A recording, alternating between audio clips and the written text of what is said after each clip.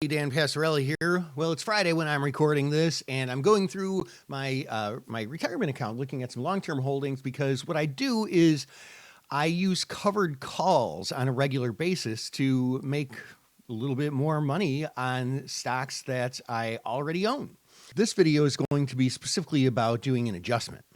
So look, in ASO, this is a stock that's made some steady climbs lately, and I sold a bit ago the 48 strike calls at 99 cents. Now, right now, as you can see, the stock is about 49.52. It's expiration day. Now, the markets are pretty wide. This is showing where I can buy these calls back on the offer. I should be able to buy that closer to midpoint.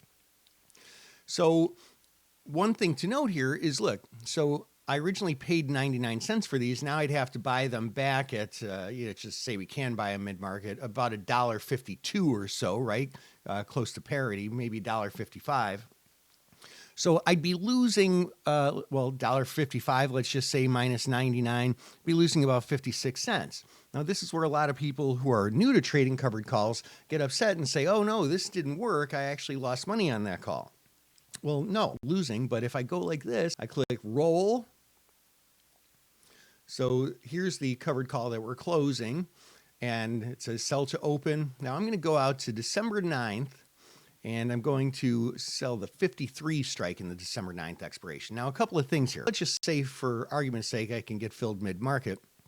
If I buy these back at, let's just drop the half cent, at $1.51, I'd be losing 52 cents, but I'd be bringing in another 78 cents. So collecting 78 minus the 52 cents that I net lost, right? 151 minus 99. 78 minus 52 is 23 cents that I'm bringing in net total among these two covered call trades. And in fact, what I'm really doing here, if you think about it, is I'm adjusting the strike somewhat, right? Because I did have this proposition, if you will, that I would say, hey, I'm okay selling the stock at 48. And I would have been. I would have left some money on the table, but I wouldn't have been too upset about it. But now what I'm doing is buying these back at a loss, but taking in another credit.